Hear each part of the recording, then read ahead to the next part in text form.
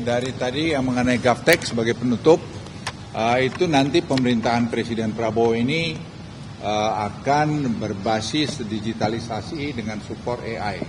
Oleh karena itu kita melihat bahwa dalam waktu tidak terlalu lama kita akan punya digital single ID. Mungkin akhir tahun ini akan ada digital single ID yang mengakibatkan semua bansos atau direct cash transfer itu akan targeted.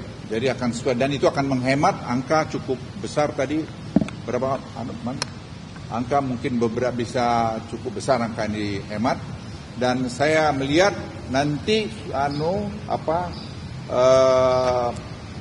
subsidi tidak akan lagi ke barang.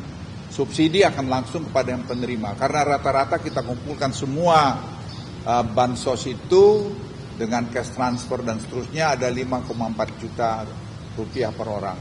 Dan ini nanti akan dikelompokkan dengan AI, nanti makan dengan kita akan bisa mendorong untuk membuat UMKM dengan tentu memberikan core yang baik karena orang ini sudah bisa dipantau dengan jelas latar belakangnya karena tadi government technology. Jadi ini satu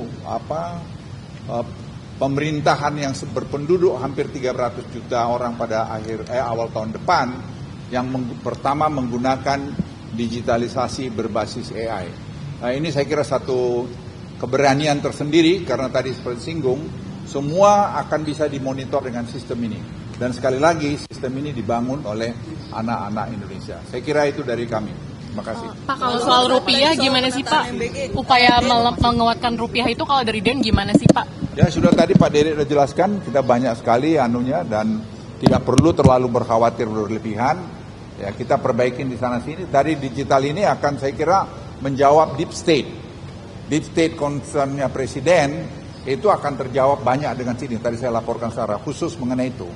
Karena apa? Misalnya kami sudah coba dengan OSS, itu 1.600 halaman dibaca hanya 30 detik oleh AI dan sudah langsung dengan komentarnya. Dan ini saya pikir akan kita kembangkan terus dan sekarang tim masih melakukan penelitian dan exercise mengenai ini dan Presiden nanti ninjau pada tanggal 6, 7, 8, 9 bulan Juli itu akan ketahuan semua. Tapi dari sekarang kami sedang melakukan tadi piloting di 42 kabupaten kota. Kalau Anda mau cek ke sana silakan. Anda nanti bisa kita berikan contoh face recognition. Anda berhak atau tidak berhak untuk mendapat misalnya bansos. Ya. Cukup Pak. Kalau soal penambahan MBG Pak Luhut, seperti apa tadi yang dimaksud dengan? Saya kira penambahan MBG kita jangan bertengkar lagi mengenai itu barang baik. Tinggal pengelolanya saja yang tentu kita perbaiki. Jadi tadi Presiden sudah memberikan arahan, bukan hanya arahan dan kami juga merespon dengan melakukan penelitian. Survei yang dilakukan tadi dengan sangat kredibel. 3% masih no error-nya dan saya pikir tinggal tadi kita tata dengan baik. Langkah seperti apa yang disarankan Presiden untuk bisa mengefisienkan anggaran dan sudah efisien, sekarang anggaran cukup efisien. Kalau targeted semua saya kira akan lebih efisien lagi ke depan. Dan tadi kami juga minta Presiden